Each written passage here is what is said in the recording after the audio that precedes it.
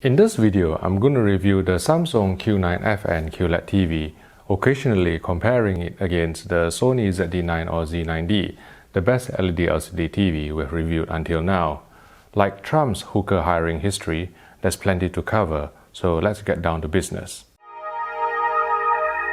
Hello everyone, Vincent Teo from HDTV Test here. I'm a TV reviewer and professional calibrator. And sitting beside me is the Samsung 65-inch Q9FN QLED TV, the South Korean brand's highest-end television available to buy at the time I filmed this video in May 2018. This is a retail unit that's not supplied by Samsung or their PR company, so you can be reassured that the out-of-the-box color accuracy and screen uniformity will better represent what general consumers will get when they buy this television. Whereas 2017's Q9F features an HLED LED backlight system, the 2018 Q9F or Q9FN has received a significant upgrade.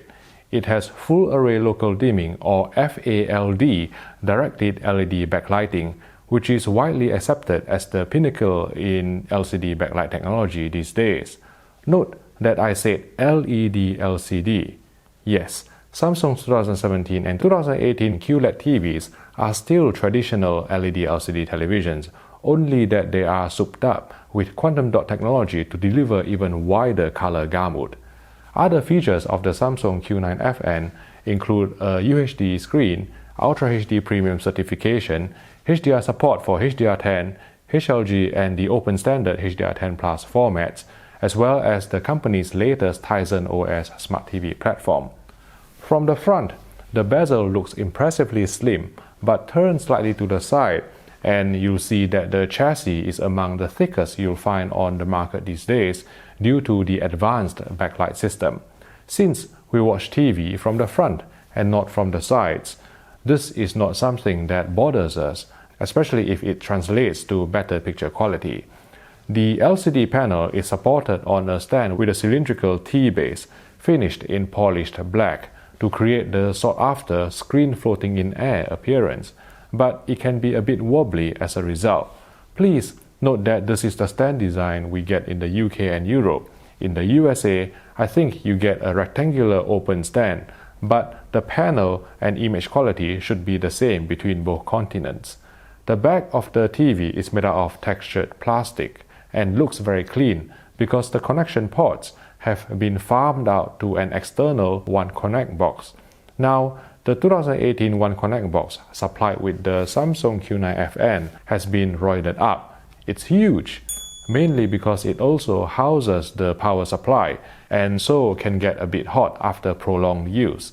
As you can see from this thermal scan here, you only need one cable running from the TV to the One Connect box, and this year's semi-transparent fiber optic cable has also grown thicker in girth to carry both power and AV signal, making it less fragile than last year's version. The supplied cable is 5 meters in length, but if for whatever reason that's still not long enough, you can purchase a 15-meter one from Samsung separately.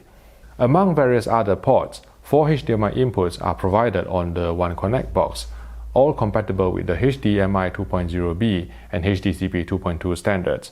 The Samsung QE65 Q9FN ships with 2 remote controls, a traditional one and a silver smart remote whose main shortcoming is the lack of a source button to easily switch to a different video source. Before moving on to talk about picture quality, I'd like to thank UK electrical retailer Crampton & Moore for sponsoring this video. If you are thinking about buying a new TV, even if it's not this Samsung Q9FN, please support this channel by supporting them. I work very closely with the team at Crampton & Moore for the annual HDTV Test TV Shootout, and from time to time, they also loan me TVs to review. TVs that maybe some manufacturers are not willing to send to me for testing. I find the staff there to be helpful and knowledgeable. They'll give you unbiased, independent advice for your purchase. So if you call Crampton & Moore on 0113 244 6607 and ask for David Corner, mention HDTV Test, and he'll take care of you with great price and service. Thanks again for your support. As you can see from this macro shot here, The 2018 Samsung Q9F uses a VA-type LCD panel with true RGB subpixel configuration, which delivers deep blacks by LED LCD standards.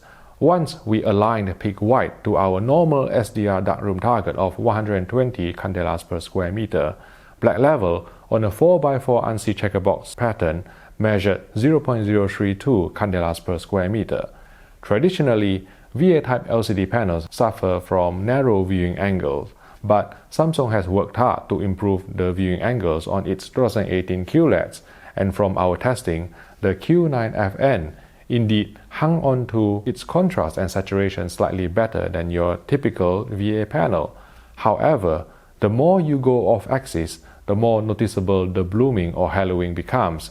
Self-emissive displays such as plasmas and OLEDs are still superior for off-axis viewing, with almost no loss in contrast and saturation, even from extreme angles.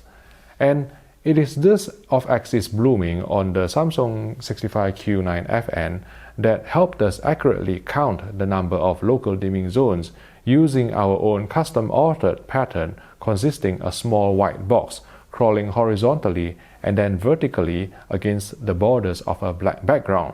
Before you start criticizing this TV for exhibiting this amount of blooming, it's how we set up the TV with a high backlight and our camera with a high ISO from an angle for the sole purpose of zone count. Once calibrated, this television exhibited minimal blooming when watched directly in front of the TV. Anyway, we counted 30 vertical columns and 16 horizontal rows on our 65-inch review sample, giving us a total of 480 independently dimmable zones.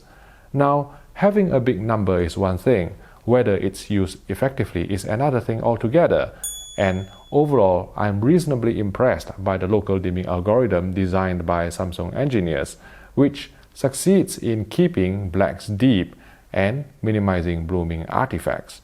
Nevertheless, from our in-depth testing of the latest UK firmware of 1273 at the time I filmed this video in May 2018, there are 4 side effects which may or may not annoy you depending on how critical you are about video fidelity.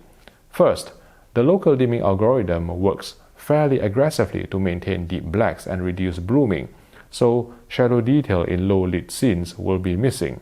I'm using this example from the Blu-ray of Gravity here, as Sandra Bullock is hurling through space. Compared with the Sony ZD9 or Bravia Z9D as it is known in the USA, both TVs are properly calibrated by the way. Some stars are clearly missing on the Samsung Q9FN with local dimming set to low or standard, especially around the corners, creating a vignetting effect which is not what the director intended. Now, you can increase brightness to bring out more shadow detail, but this will affect all other scenes too, thus reducing image depth. Some people may suggest using local dimming high, but this is even more aggressive for SDR material. See how it dims even more zones such that many stars are now invisible. Another problem with Samsung's overly aggressive local dimming algorithm comes at the other end of the contrast ratio spectrum, in that bright highlights in dimly lit scenes will look darker than reference. For example, in The Dark Knight Rises, as Batman and Catwoman rendezvous in an underground tunnel, the light above Batman's head looks dimmer on the Q9FN than on the Sony ZD9, even when the light outputs have been matched for both displays, as you can see from this brighter sequence later in the movie. In other words, to keep blacks deep and blooming to a minimum in dark scenes, the local dimming algorithm on the Samsung Q9FN will prefer to sacrifice both shadow detail and highlight detail. For the most part, this ploy is successful in keeping the top and bottom letterbox bars inky black, but there are occasional titles in HDR, such as Batman vs Superman, where you can see a portion of the black bar turning gray when there's an adjacent bright light. Also, when the aspect ratio is non-standard, the TV has even more difficulty keeping the letterbox bars black, for example, in the final episode of Goliath on Amazon Prime Video. To be fair, if you pay 100% attention only to the active content area, You will probably not notice this infrequent graying of letterbox bars, but if you want letterbox bars to look black all the time, then OLED, with its pixel-level illumination control, is a better proposition.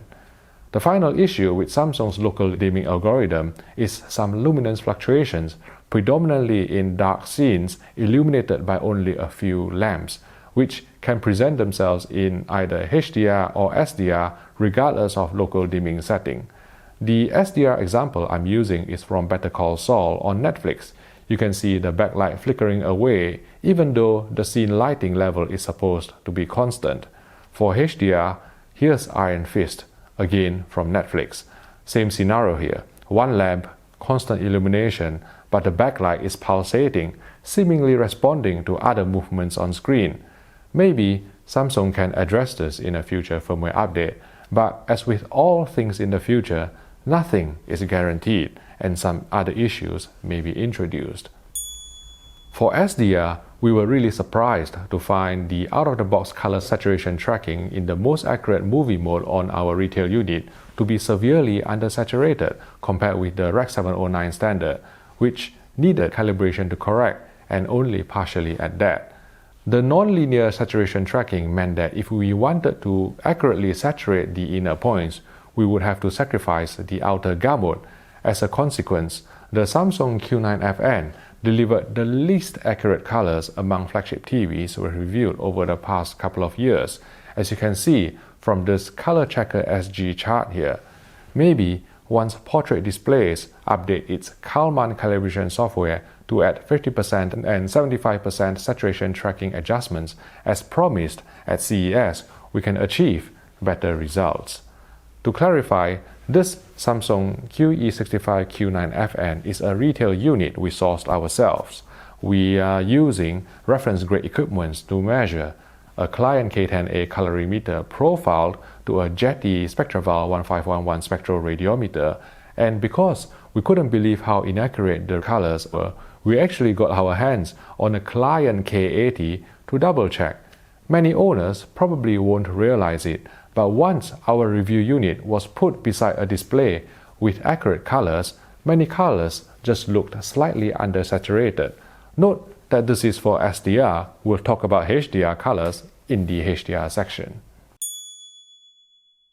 Engaging Auto Motion Plus boosted motion resolution from the sample and hold baseline of 300 lines to 1080 lines or even higher, according to this horizontally scrolling test pattern, either by using frame interpolation through Auto Motion Plus Auto or Custom, or black frame insertion by enabling LED clear motion.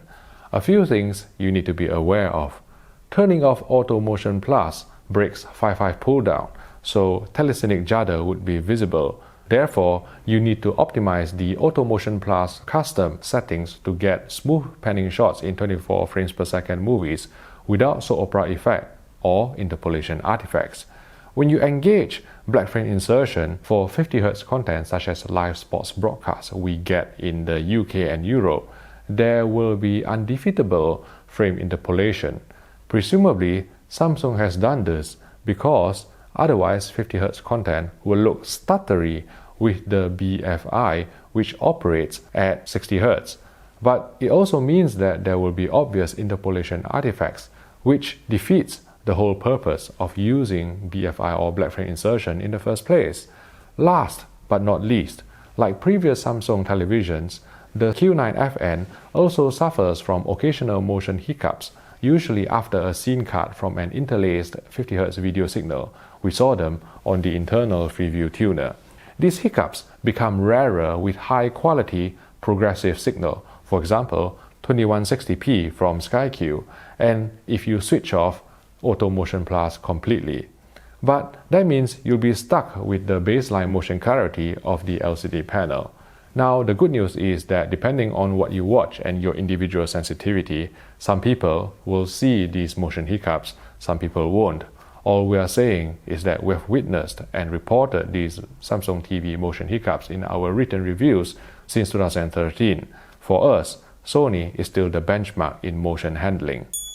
Upscaling of 1080 content is fantastic, presenting a sharp and detailed image without excessive ringing or noise. but upscaling of standard definition stuff, such as this SMPT RP133 test chart in 576i, looked softer than the Sony Z9D, mainly because Samsung does not allow overscan to be disabled when dealing with SD content. Moving on to higher resolution videos, we found that Samsung has secretly added a decontouring filter within its digital clean view control, as you can observe from how the polarization in the sky of the Martian is smoothed out by enabling digital clean view.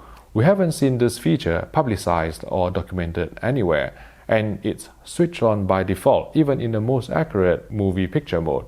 Maybe Samsung didn't want anyone to know that they're using it to cover up the inherently worse gradation in HDR mode.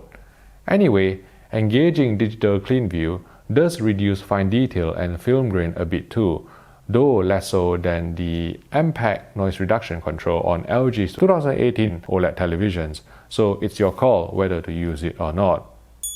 Screen uniformity is decent on our review sample, but as with most full array local dimming LED LCDs, there's some dirty screen effect or DSE as we cycle through full field gray slides from 40% to 100% video stimulus, and sometimes we could see the FALD grids in panning shots across a uniform background, such as a football field. Whether you'd be put off depends on how sensitive you are to these uniformity issues. We weren't that bothered in real-life viewing. At first glance, HDR looked spectacular on the Samsung Q9FN with impactful brightness and intensely saturated colors, which we initially attributed to the higher color volume. But more in-depth analysis revealed what Samsung was doing to create such an impression. First, some basic measurements. Peak brightness on our Samsung 65 Q9FN review unit reached 1500 nits on a 10% window after calibrating to DD65 white point and 600 nits full field. DCI P3 color gamut coverage was 98%. Next, some PQ EOTF tracking charts. PQ stands for perceptual quantization, EOTF stands for electro-optical transfer function, and PQ EOTF is the ST2084 standard, specifying how the input video signal should be output on screen. If you look at this yellow line here, that's the ST2084 PQ EOTF standard, which operates in absolute luminance. So if a HDR television wants to reproduce the creator's intent, it should track this yellow line as closely as possible. 100 nits should be displayed as 100 nits, 50 nits should be displayed as 50 nits, 200 nits as 200 nits, and so on and so forth. However, as you can see from this gray line here, what the Samsung Q9FN is doing is to brighten the picture across the board against the reference standard. Interestingly, on the Q9FN, we couldn't even use the ST2084 gamma control to correct this because Samsung has designed the different ST2084 gamma values to apply different tone curves. For example, if you set the gamma value to -3, in effect, what you're doing is to force a 4000 nit tone curve similar to what you'd get if you left it at 0 but send a mastering display luminance metadata of 4000 nits. Even then, you can see from the midtones here that it's still measured brighter than reference. Can you see this over-brightened HDR effect in real-life content? Absolutely. I'm using the Sony ZD9 or Bravia Z9D as it is known in the USA for comparison here. And in case you are questioning its credentials, a calibrated Sony ZD9 on axis comes extremely close to matching the Sony BVM X300 mastering monitor we used at our annual HDTV Test TV shootout last year across a variety of content. Let's start with this scene from the Ultra HD Blu-ray of Kingsman that is mastered to 1100 nits. You can see the whole picture being brightened excessively on the Samsung Q9FN, causing skin tones to look bleached and the whole picture to look unnatural. Next, this panning shot from The Martian, which is also mastered to 1100 nits on its 4K Blu-ray. Then, Mad Max Fury Road, 4000 nits, and you can see the Samsung Q9FN looking brighter than the Sony ZD9, however slight. Of course, not every scene will look brighter. At the higher end, Samsung's tone mapping algorithm favors retaining all specular highlight detail, so it may not look as bright as the ZD9. For example, in the scene from Batman vs Superman, which is mastered to 4000 nits. As I've explained in my previous videos, when tone mapping high-nit content to TVs whose peak brightness don't reach as high, manufacturers have to choose between retaining specular highlight detail or maintaining overall brightness. And if you want to see all specular highlight detail, Samsung is the brand to go for. Back to the HDR over brightening issue, I think this sets a very dangerous precedent. Without in-depth understanding of the HDR10 standard or side-by-side comparison against a display that tracks PQELTF correctly, many publications and owners have been wowed by the extra brightness that the Samsung Q9FN offers, not realizing that that's not how HDR should look like. Other manufacturers, seeing that the Q9FN has scooped up reference level badges and 5-star awards with this tactic, may be tempted to follow in Samsung's footsteps and throw ST2084 PQELTF out of the window. Let's look at other aspects of the HDR presentation on the Samsung Q9FN. Blooming is very well controlled, even in this challenging scene from The Revenant with baked-in subtitles. Contrary to some rumors floating around on the internet, there's no dynamic tone mapping technology on the Samsung QE65 Q9FN based on our own testing. Here's how we arrived at our conclusion. This is a dark scene from Pan, which is originally mastered to 4000 nits, but we replaced the metadata with 1000 nits using a HD Fury integral. If engaging HDR Plus mode activates dynamic tone mapping as rumored, then the TV should ignore the metadata and brighten the scene appropriately after analyzing the histogram. I'm going to enable HDR Plus mode remotely from my laptop's direct display control, so no menus appear on screen, making it easier for you to appreciate the difference. And as you can see, engaging HDR Plus mode made the scene even darker, suggesting that HDR Plus mode is just using a different tone curve rather than analyzing the scene dynamically. Move along, there's no dynamic tone mapping here. The Samsung Q9FN is a gaming beast, and unlike OLED, there's zero risk of burn-in even with 8-10-hour gaming sessions. Input lag measured only 15 milliseconds in game mode, regardless of whether the incoming video signal is 1080p SDR or UHD HDR, which is the lowest among flagship TVs since we started measuring input lag. When paired with the Microsoft Xbox One X console, which has recently received a firmware update to enable Auto Low Latency Mode or ALLM, the Samsung Q9FN will automatically switch to game mode once you start a game, which is fantastic because it saves you from navigating through the user menu or even using voice control to enable game mode manually. Also interesting is the Game Motion Plus mode, which lets you engage frame interpolation to theoretically boost motion clarity without adding too much input lag. And indeed, with Game Motion Plus enabled, input lag is still a very responsive 22 milliseconds in 4K HDR and 28 milliseconds in 1080p SDR mode. However, when we put on this horizontally scrolling test pattern, Game Motion Plus only increased motion resolution to 450 lines rather than the full 1080 lines outside game mode. And depending on your blur reduction and jitter reduction settings, you may also see interpolation artifacts against a complex background. Note that as I pan across the sky, you can also see some DSE from the FALD grid. You can also enable BFI in game mode, but there's flicker and the hit in brightness is too much for HDR games. Overall, I don't think Game Motion Plus is very effective. Personally, I wouldn't use it when playing games. A couple of things I need to talk about before wrapping up. Given the length of this video, I don't think you can last much longer. Ambient mode. You can display some preset pictures or even take photo of your wall then upload it to the TV so it blends into your home. But from our testing, the colors won't exactly match. Of course, you can hire a professional calibrator like myself to tune the color temperature so that it matches. But that's just like asking Picasso to draw an IKEA assembly sheet. The anti-reflective filter on the Samsung 65 Q9FN is fantastic, undoubtedly the most effective on the market. It's basically a black hole. Look at how once I take off the protective sheet, the reflections just get swallowed up. Many people, including some manufacturers, don't realize how much a good anti-reflective filter can improve your viewing experience. To me, reflections are an annoying artifact. They spoil the picture. And if you have a world-class anti-reflective coating, such as the one implemented on the Samsung Q9FN, then the picture will just look more lucid, like looking through a window, even in the presence of ambient light. And when you combine this with the profuse light output that this TV is capable of, the 2018 Samsung Q9F is a daytime tour de force. Let's sum up. I've highlighted a few shortcomings on the Samsung Q9FN, but I'm extremely nitpicky and I believe in giving you the full picture. In case you haven't noticed, I also picked apart the LG C8. At the end of the day, the Q9FN is the best LED LCD TV Samsung has ever built to date.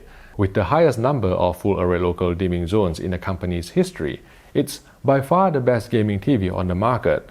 15 milliseconds input lag, no risk of burn-in, supports auto game mode switching with the Xbox One X, and with variable refresh rate or VRR to come in a future firmware update.